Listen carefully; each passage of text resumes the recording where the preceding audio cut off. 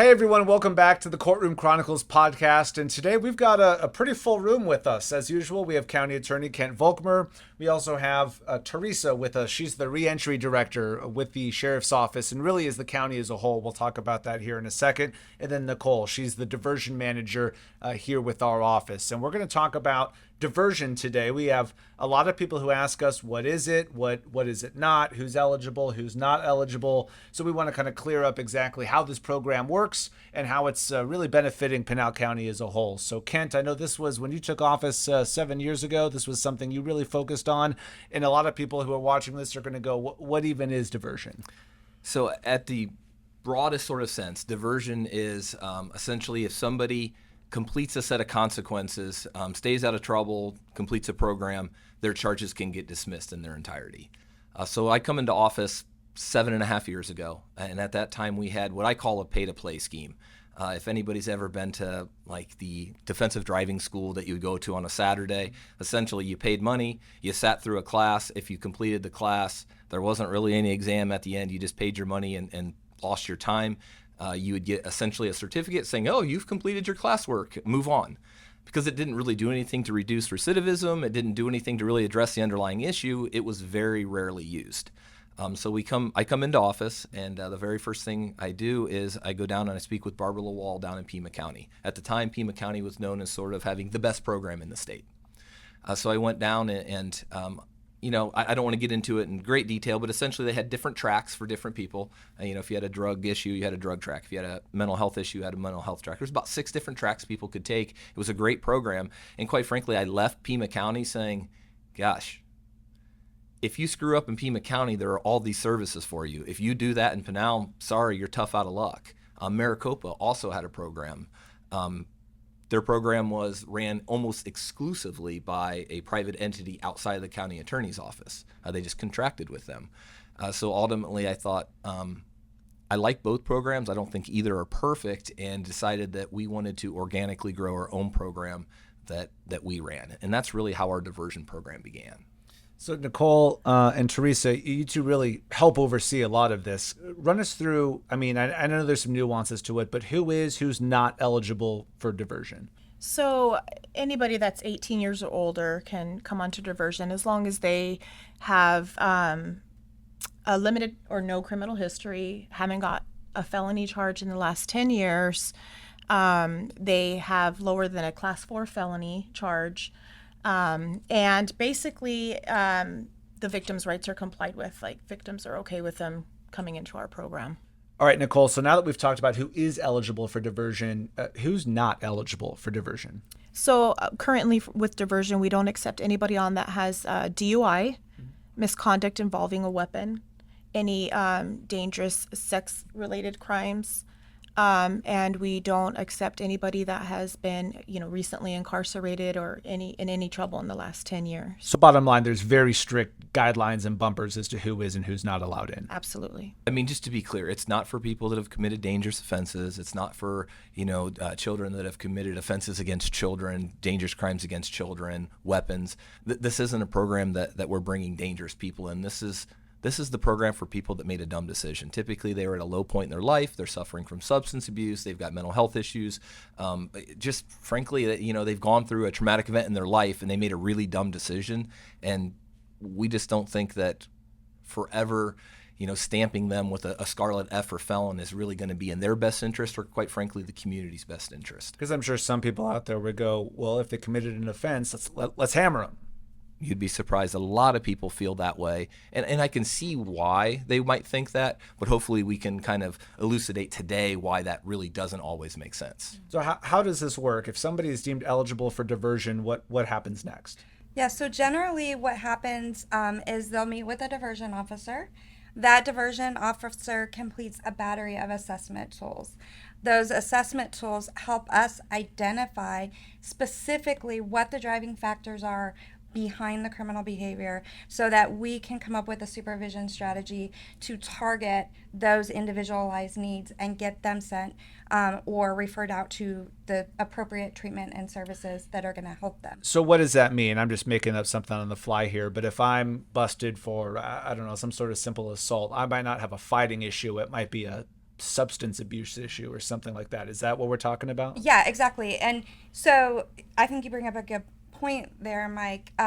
When we initially took over diversion, a lot of that was happening in which individuals were being referred to services specifically based on charge type, right? So like you said, if they have an underlying substance use problem and they're being sent to services specific for anger management, that's not going to be as effective. Or if we have somebody who has a more serious substance abuse problem that is maybe using drugs intravenously, and we're sending them to a 16-hour substance abuse education course, that's not going to be as effective as sending them to like intensive outpatient services or inpatient treatment. So having those measures in place allows us to determine what level of treatment and what dosage they need. How long does this go on for, and what makes them successful in the program? Diversion can last up to 2 years, but as soon as they complete their requirements that are assigned to them by their officer, they pay their fees, they pay any restitution that is owed, then that's when they can come off the diversion program, as long as they haven't received any new charges and can clear their background check. So it sounds like it is a pretty comprehensive plan that they are given. It is not just a boilerplate, John and Jane are getting the exact same sort of steps to complete. That's how ours is different than most other programs. Is ours is individually tailored to the person. There's not a set sort of, okay, you've committed this offense, this is the plan you're going to do, because every person is different. Every person's need is different. And what we're really trying to do is figure out what is missing in this person. What issue is there, and how can we fix that issue so they actually no longer a danger to themselves or no longer a danger to the community and their productive member of society. That's the purpose of diversion, is to get them the help they need to make them a successful member of our community, get rid of those criminal charges, and allow them to be the parent, the brother, the mother, the father, the family member, and the community member that everybody wants them to be. And Nicole, what type of people are we talking about? Meaning, like, you deal really close with a lot of folks who've gone through diversion. What do you have a person or two that kind of sticks out in your mind in terms of somebody who's really been able to better their life given the opportunity they were presented? I do. One of my first cases that stands out is we had a defendant come on, and she was identified by law enforcement as being the aggressor. She was intoxicated the day that she was arrested for a DV assault against her spouse. When I met with her, however, it was found that she was actually the victim of multiple DV incidents. And so what we did was we kind of curated a plan to get her the help she needs and put her into DV courses as a victim, not as a batterer. And we ended up getting her employment. We relocated her to her tribe where she had land waiting for her to get out of the situation.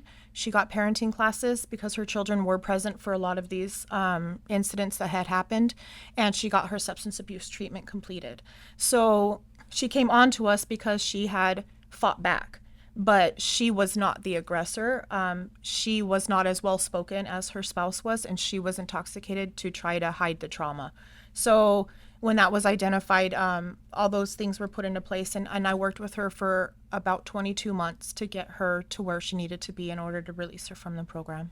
And that's one success story of probably many. I mean, how many people actually go through diversion? Yeah. Our current number as of yesterday was we've had 3,765 defendants in our program. Since? 2017, August 1st, 2017. Seems like a lot to me. Yeah, it is.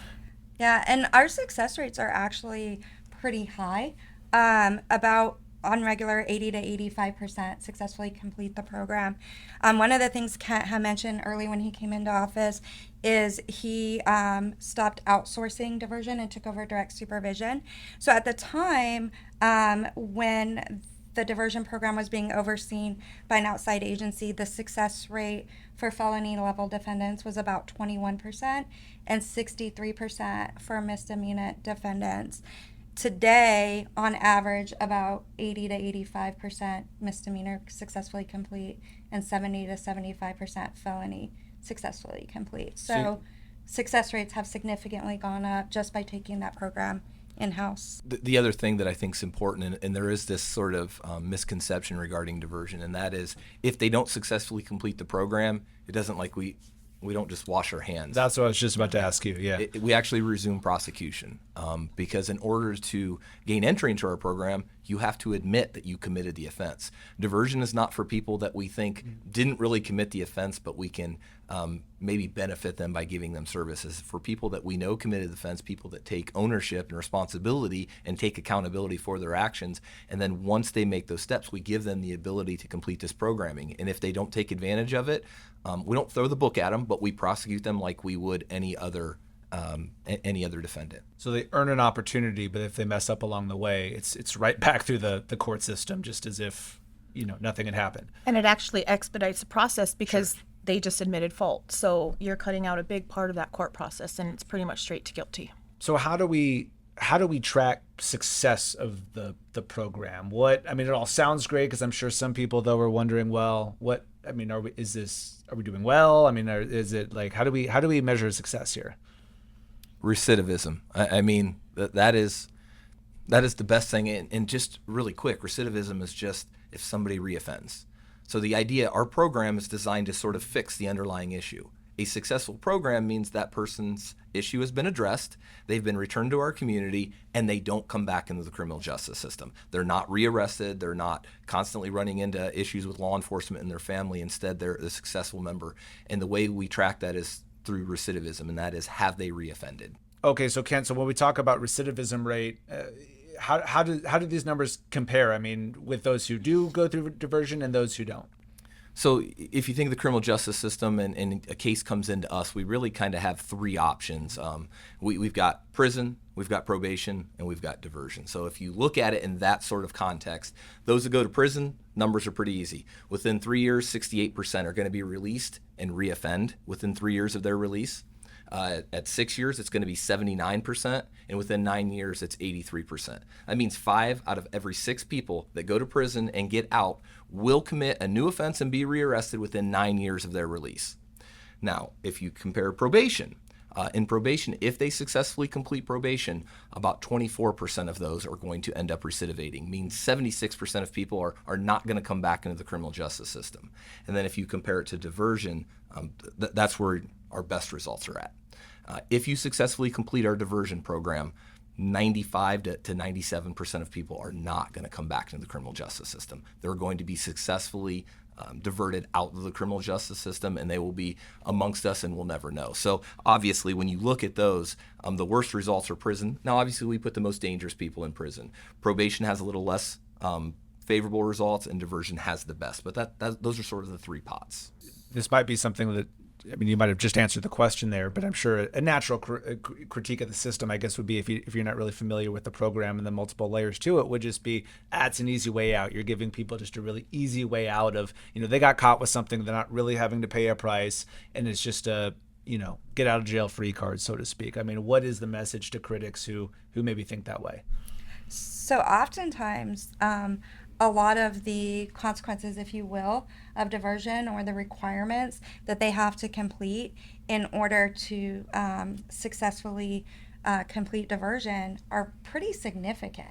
We're asking a lot of them to attend treatment, to pay for treatment if there's a fee for it, to do community service, to meet with a diversion officer pretty frequently. All of those things are pretty time consuming, and they're not just a slap on the wrist. The other thing hanging over their head is, especially if you're talking about a felony level case, there's a lot of collateral consequences that come from that if they successfully complete diversion, they won't have to endure. And some of those things are housing. There's a lot of crime-free housing areas where they can't live if they have a felony. Employment, there's a lot of jobs you can't carry if you have a felony.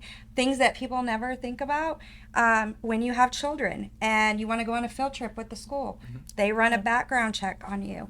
So we have parents who have felony convictions that can't even volunteer in their kids' schools. So just, one, having those conversations with them early on, and then being aware that, if you do complete this, that would not be a consequence that you would have to endure, I think helps to motivate a lot of people to successfully complete. And Nicole, I know you shared that one story, but I'm sure you see a lot of people whose lives really changed throughout this process. Absolutely, and a lot of them keep in touch with the officers. A lot of them we have highlighted on our YouTube channels to show the success stories of a lot of our defendants. And the biggest thing is we're giving them a second chance. And, this gets dismissed from their record should they complete successfully. But it's almost like sometimes by giving them a second chance, it's them giving themselves a second chance to prove that they can do it. And, we don't let anybody off that did not put in the work. We have no problem letting the prosecutors know that we are requesting, sorry, I know I was going to fumble, requesting resumption on a case should we need to if they aren't doing what they're supposed to do. We drug test them randomly. We, even if we don't think that you're coming on for a drug offense, if there's any question, we will drop a drug test just to see where you stand. And that's how we identify a lot of needs. So. The other thing that's different about our program that a lot of other diversion programs don't do is Teresa said, when they come in, we do this battery of a test, but it's not just on the front end. Mm-hmm. Throughout the duration of their time there, we continue to do these tests, and before they leave, we test again. Mm-hmm. So what we're doing is we're constantly measuring our success, and our success is, are we actually seeing a reduction in risk? If the person enters our program and has X risk level, and when they leave, it's still at X, that means our program, it was good for them, but it didn't actually accomplish our goal, which was to make our community safer. So we actually are constantly self-evaluating, saying, hey, are these programs working? And when we see trends saying, hey, we're not seeing the reduction that we want, that tells us that we need to continue working on the program. So this isn't a static program. Even though it's individualized, we're working with all the providers. In fact, most of my diversion officers have taken a lot of these classes, so they understand what's there, and we're evaluating them to make sure that they're actually serving the purpose that we need, and ultimately their communities becoming safer as a result of participants' engagement in diversion. I think you bring up a really good point that we haven't talked about yet, is that our diversion program, not only do we have that internal programmatic evaluation built in, but we also have a stakeholder team that actually reviews our data and our programmatic policies and procedures. They actually helped us write our procedures. They've helped us identify other assessment tools that we'll be implementing in diversion. We're working on getting them digitized. They also have recommended, one of their recommendations was a statewide diversion work group that is hosted by the Arizona Prosecuting Attorneys Advisory Council, and really provided a platform for diversion programs across the state to come together and start looking at opportunities for cost sharing, co-training, setting standardized requirements for diversion, things of that nature. So there's a lot that has come out of our stakeholder committee, and we have representation on that committee from all across our community-based providers, our other agencies that we work with. We even have people with lived experience that are a part of that, that help hold us accountable and help make sure that we are continuing to grow. And to be clear, though, Pinal County was recognized as a national example of what to do and how to do this?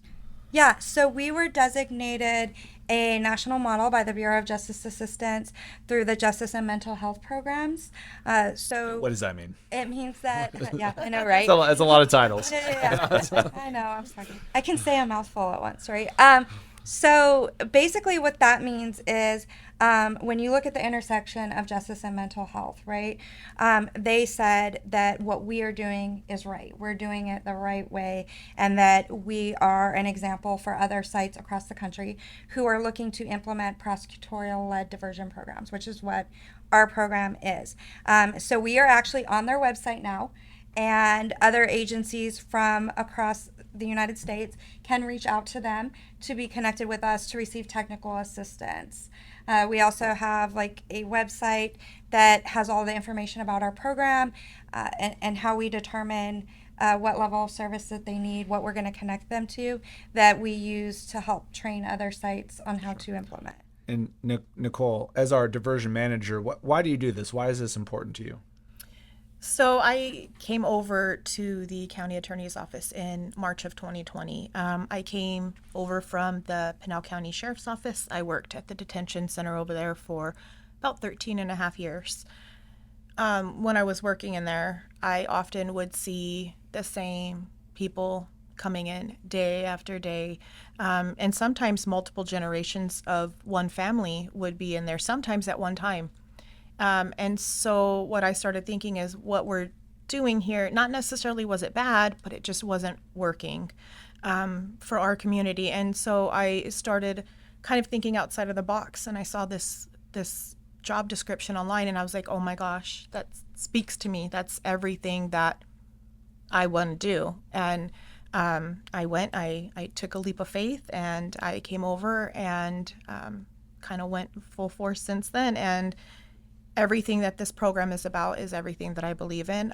Having been in corrections for over 22 years, this is what's needed. And the fact that we are working with so many agencies, we vet our providers. We are actually going out with reentry probation with the courts, and we are seeing these providers firsthand, where these people will be staying, where they will be getting their services from, how they will be doing it, what insurance they are taking. We are physically going there ourselves and taking site tours almost weekly at this time to make sure that these defendants are getting every opportunity to correct their wrongs, and we are going about it the right way. And Kent, I'll kind of wrap it up with you. Just what is the future of this program? And I know there's a lot of changes on the horizon for Pinal County, but what's the future of diversion? We will continue to expand as long as we can continue to deliver the service. The last thing that this program ever wants to see happen is for the community to be less safe. It's not an easy out. It's not designed just to give people a pass. Instead, it's designed to help people. It's to help them better themselves and in turn better our community. So I certainly don't see any time where we're going to reel it back. In fact, we're currently exploring, and APAC was referenced earlier, is expanding, maybe allowing more people to start coming into the program. And we'll start slow to make sure that we can provide the services. But the hope is that everybody that can safely get through this program will be admitted to this program and given the opportunity to be successful, because the reality is if they can complete this program, the likelihood of them coming back in the criminal justice system is very small. And that's what we want from a prosecutorial perspective, from a public's perspective. You just want people to follow the law, and this program helps. And it's so great to hear, some of the success stories like the one that Nicole shared. So you think of how many people this has really positively impacted, and and their family members. Yes, I mean, the and the whole problem community, is, really, it's not just the one person. It's their kids, their sisters, brothers, mothers, fathers. I mean, all of these people, they're not just an individual that's out there that nobody knows. They have daily interactions, and they're the people that we see routinely. So yes, the impact is generational. Helps their neighbors, their neighborhood, their communities. Absolutely. Well, and when we can keep families together too, right? Like there's a whole cost savings there, just by a parent being able to be there for their child, or even just picking up new skills like conflict resolution management and being able to pass that on to their kids. It's preventing them from coming into the system later on. Sure. No, well, I appreciate Nicole and Teresa. Appreciate you guys sharing your insight. And Kent, I know there's just so many layers to the criminal justice system. It's really good to get all of us together and really dive into maybe an aspect of it that isn't fully understood. And appreciate all of your time. And for everyone who watched or listened, we'll see you next time on the Courtroom Chronicles podcast.